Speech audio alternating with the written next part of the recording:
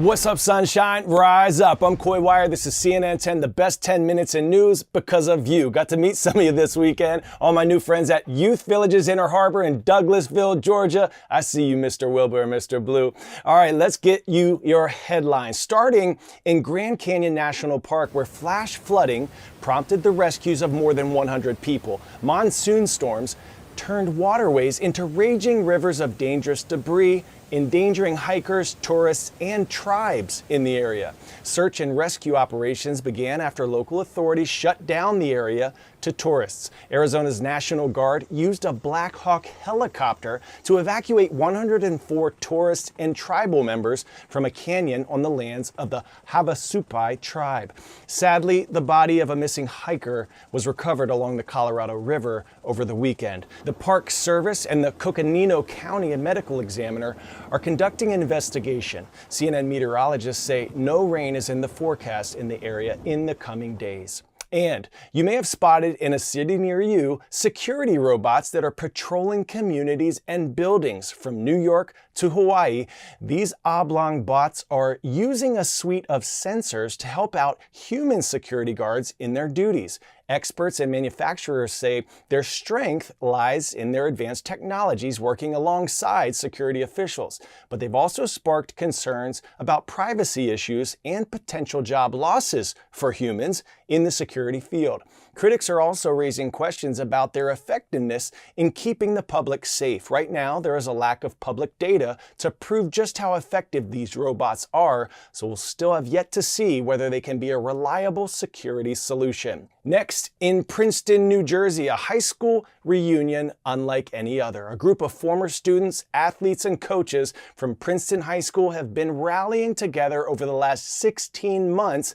That's how long their former classmate, Evan Gershkovich, was wrongfully detained in Russia. The 32-year-old Wall Street Journal reporter was convicted of espionage there in a sham trial and sentenced to 16 years in a harsh penal colony. Despite the circumstances, Gershkovich's family, colleagues, and community of former classmates back at home kept hope alive. For 491 days, they all kept his story in the public consciousness, and on August 1st, their efforts paid off. Gershkovich was among 24 detainees released as part of a complex prisoner swap between Russia, the U.S., and other Western nations. Here's how they kept the fight for his release and are now finally welcoming him home. That's right. Well, it's Evan's former high school soccer coaches, some of his former teammates who gathered here, and they're all breathing a sigh of relief to learn that Evan is finally home. You see, this is a community that saw Evan grow up. He went to Princeton High School, where he played soccer, won the state championship when he was a senior. So this is a community of people that have watched him grow up, followed his career. And when they found out that he had been taken into custody and put into a Russian prison, they jumped right into action. They tried to figure out what they could do as a community to support him. They partnered with the Wall Street Journal and held a series of events to keep Evan's name and his story in people's minds. They worried that as time went on, that somehow people would forget about Evan's story. So they've been holding these types of events. In fact, the event that was held here was originally scheduled to be another one of these awareness type of events. But when they learned the good news on August 1st that Evan was coming home, they quickly pivoted and changed this into a welcoming party. They have gathered here, the same place where they gathered as young students. This is where they gathered to celebrate their victories. They say they want to welcome him home and celebrate that he's finally free. Pop quiz hotshot. Which African nation has not one but 3 capital cities? Zimbabwe, South Africa, Tanzania, or Algeria?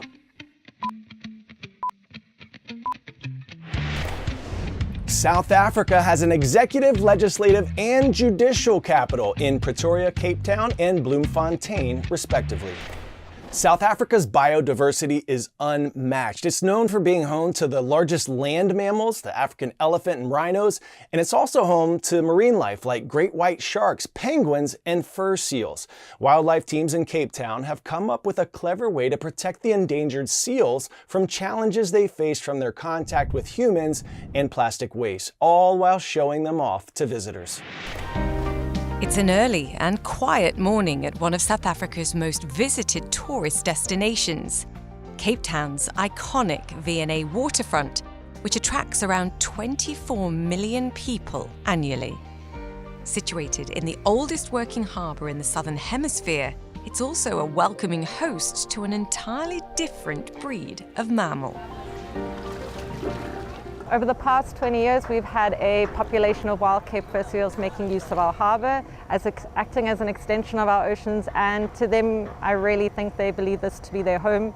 It's a stop-off point or a safe space. They're not habituated, but they move in and out as they please.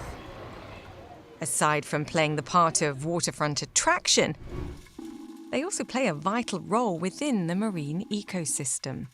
They help balance everything out from being a prey source to being a predator themselves. They indicate how the health of the ocean is doing, and they give us a valuable insight how the bigger picture of our ocean health.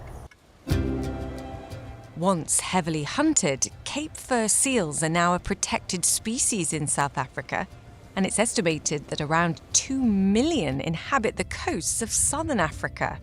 Still, they face significant challenges with climate change, human-wildlife conflict, and more recently rabies, all areas of concern. Here on the waterfront, a team from the nearby Two Oceans Aquarium looks after them.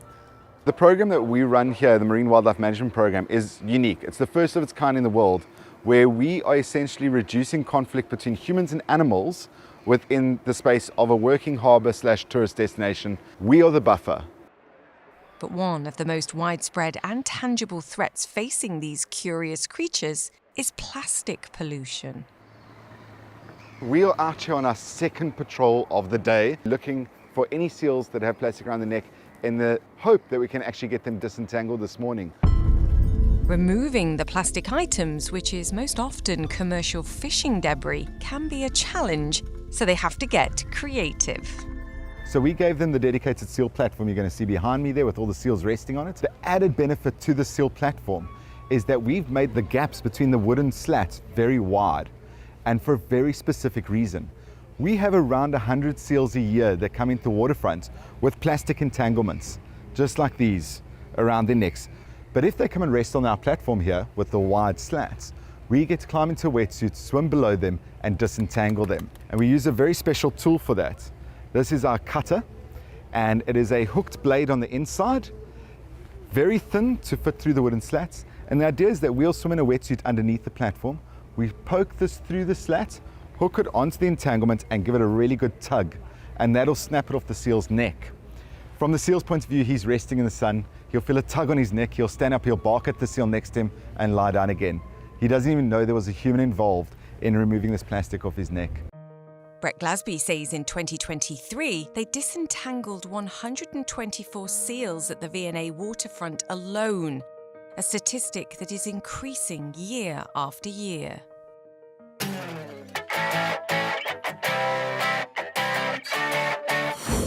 Today's story getting a 10 out of 10. It's a home run, baby.